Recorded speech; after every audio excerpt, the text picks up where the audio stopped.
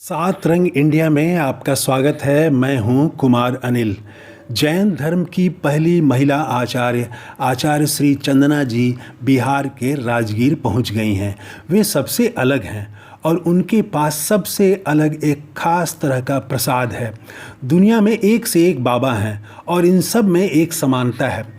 आप कोई समस्या बताइए, वे उसका कारण भीतर नहीं बताएंगे, बाहर बताएंगे कि फलां देवता नाराज़ हैं, उन्हें शांत करने के लिए यह करिए वह करिए।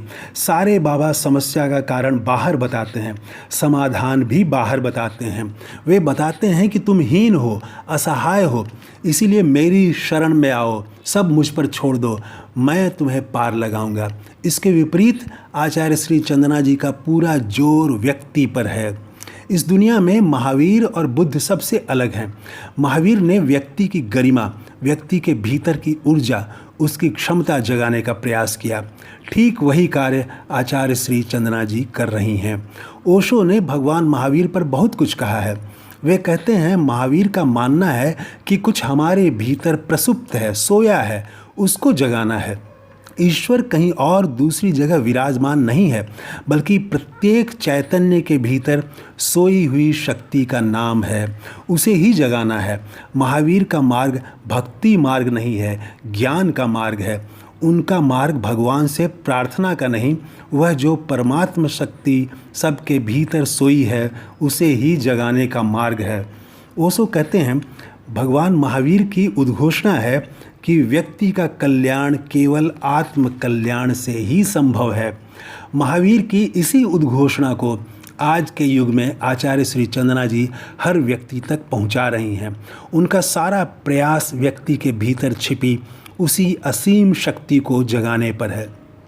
कई बार आचार्य श्री के पास ऐसे युवक आते हैं जो नौकरी नहीं मिलने, परीक्षा से डरने, असफलता से परेशान रहते हैं। बहुतों के जीवन में उदासी है, वे भी पहुंचते हैं। मेरे सामने की घटना है। मैं आचार्य श्री के निकट बैठा था, तभी एक परिवार उनसे मिलने आया। अभिवादन के बाद परिवार की महिला ने अपने जवान बेटे को आगे करके कहा, इसे अच्छे से आशीर्वाद दीजिए। कई वर्ष से परीक्षा दे रहा है, इंटरव्यू दे रहा है, लेकिन इसे कहीं नौकरी नहीं मिल रही।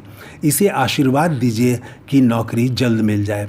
आप सोचिए, किसी आज के बाबा से कोई ऐसा कहे तो क्या जवाब मिलेगा?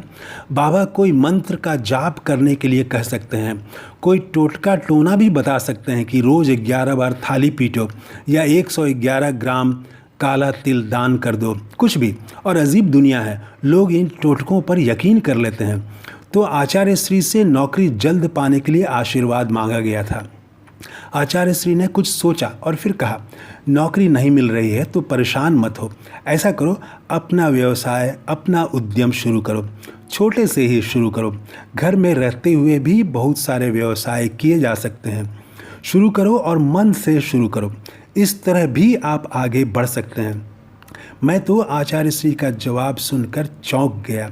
उन्होंने कोई दिलासा नहीं दिया, बस उस युवक को जगाया, झकझोरा कि निराश मत हो, दूसरे रास्ते भी हैं, उस पर बढ़ो, जीवन को रुकने मत दो, चलो तुम खुद अपना रास्ता बना सकते हो।